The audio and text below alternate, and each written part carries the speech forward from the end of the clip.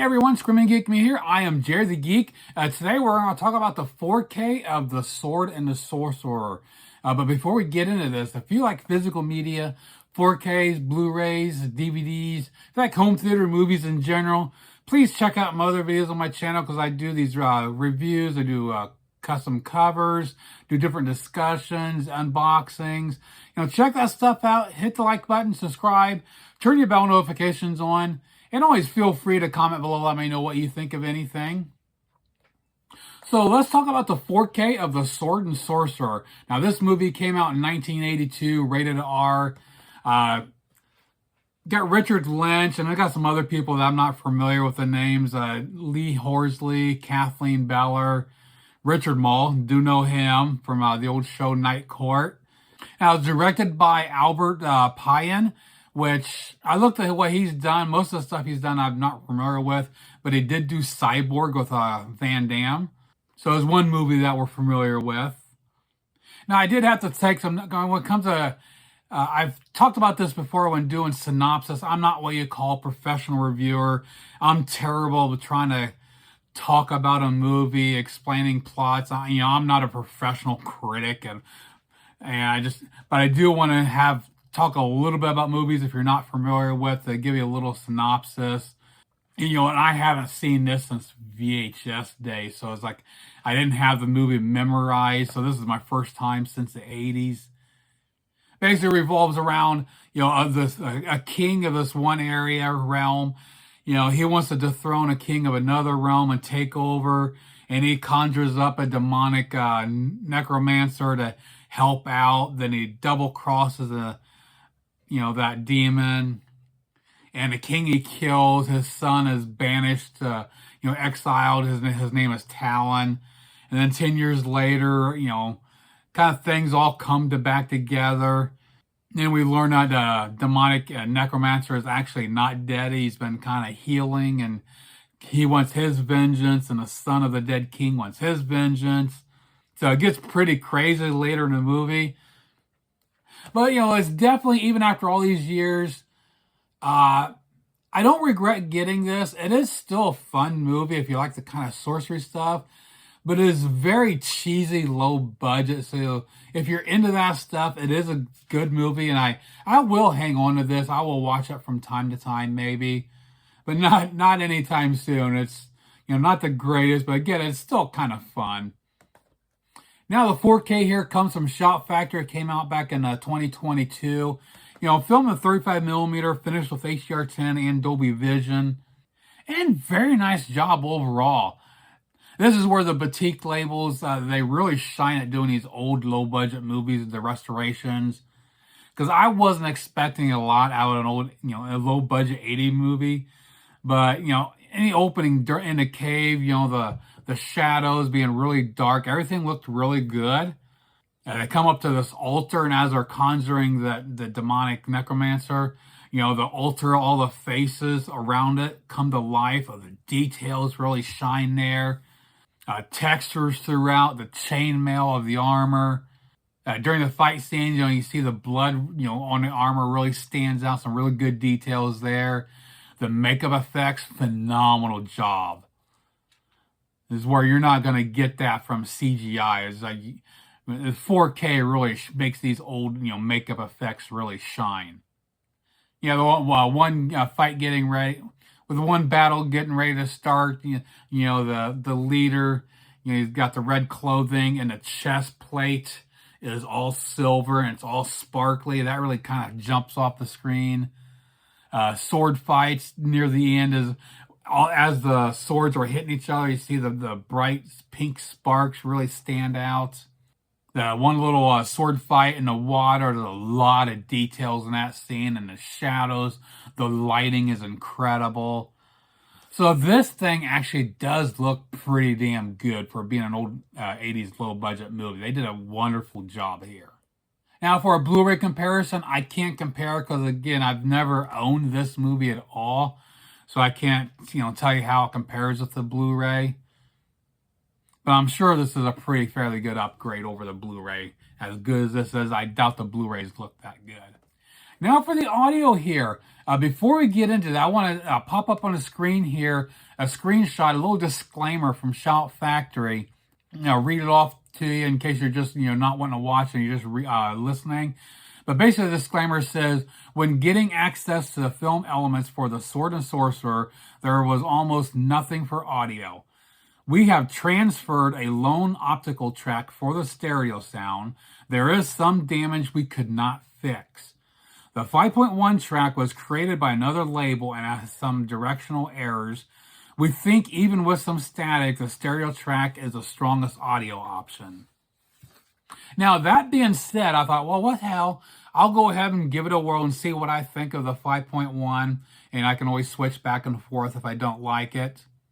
Because, the two audio tracks are DTS, HD Master Audio 5.1, and the 2.0 stereo. But I did watch the entire movie in a 5.1, and I thought it was fine. There's actually, near the beginning, there is one scene that I did catch where they where they mentioned the directional error where the audio was, off to the side. But that only happened once. I did not notice it again throughout the entire movie. Compared to, if you follow me and see some other reviews, some of the older movies, the balances are off and sometimes dialogue is off in the wrong speakers. But they don't tell you anything, but at least Shout, they realized they had issues and it came forth and let you know. But that being said, I thought it was good. I mean, I did not have an issue watching the entire movie in 5.1. There was a couple times I switched, rewatched a couple scenes in 2.0, and it was good. I just think the 5.1 did give you a little bit more ambience, nothing severe as far as surround, just a little bit more. So if you watch this movie and you see that screenshot, try it yourself, see what you think. Again, they said, that disclaimer made it seem like it was terrible, but I liked it. I mean, one spot that I noticed, if there was another, I didn't catch it. So I honestly cannot say anything bad about the 5.1 track here. Yeah, it was dated, but which you would expect from an older movie, but the clarity was there, clear dialogue, and it was well done. Now for the packaging, it comes with a slip cover.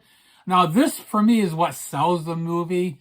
I'm a big fan of fantasy art, and for me the cover here, the posters sell this movie. The artist is Peter Andrew Jones, and I'm not sure what else he's done, but it's along the lines of Ken Calle, Boris Vallejo, Frank Rosetta. I love those old school fantasy artists, and that's what I love this one. And for me, that's what sells me. It's like, I know I hadn't seen it for many years, but I wanted to get it because of the artwork alone. So I'm glad, we got that on the cover here, so the original artwork. And we got the back there. And we'll take the slip cover off. And the same cover there. And the back. This does have reversible cover art. And it's not newly commissioned. It's actually another original poster done by Peter Andrew Jones. So both of these are original posters. So it's kind of nice. You get the choice and nothing new. Even though that one is pretty cool, but I prefer that one, so I'm going to leave that one up there. And we got the same artwork used for the 4K and the Blu-ray. The 4K gives one poster, and the Blu-ray has the other poster. So that's pretty cool. They utilize both of them.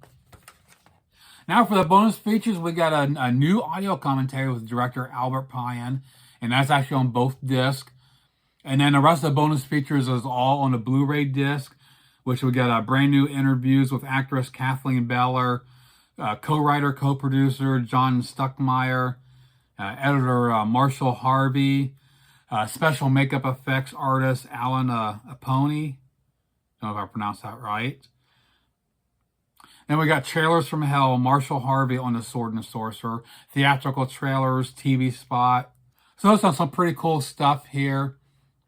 Now, looking at the back, something I didn't mention when talking about the audio. Now, on the back, it does just say stereo. They don't list that they got a 5.1 track when they actually do. But you can see there that it says stereo, but they do have a 5.1 on here. So to wrap it up here, a great job. And, I wasn't expecting much out of a low budget 80s movie, but this is where Shop Factory and other boutique labels, they really shine at doing older stuff. They did a phenomenal job. Looked incredible. Even the audio, even though it has flaws, it does do a pretty damn good job. Much better than some of the other older ones I've watched. So if you're a fan of this movie, I would recommend getting this. If you haven't seen it, maybe you can watch it for free, to sample it, because it is pretty cheesy, but it's a fun movie. Now, the downside is the price now, even for being out at several years. The standard is going for $28.60. Amazon and Grub, I think, was about the same price. And then there's a steelbook here you can see. It runs $37.49. They just released that a year or two ago. So if you want this, I'd probably recommend, if you don't want the steelbook, I wouldn't want to pay $30 for this. Maybe wait for some sales.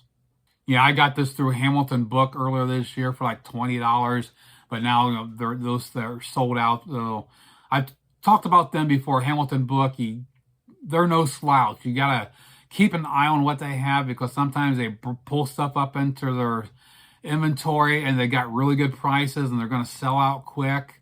So they do carry Shout and Arrow once in a while. So keep an eye on Hamilton Book. They're in the links below. So that pretty much does it for my look at the 4K of the Sword and the Sorcerer. Please comment below. Let me know what you think. Did you ever watch this back then? Did you grow up with this? Is this something that you were thinking about getting and haven't pulled the trigger? Or if you did, what do you think about the video and audio? Did you watch the 5.1 and, did you take their advice and watch the stereo, or did you give the 5.1 a chance? I like the 5.1. It was not as bad as they made it sound to be. So, yeah, give me your thoughts below. And check out my other videos on my channel. Like, subscribe, turn your bell notifications on, and we'll see you soon. Geek out.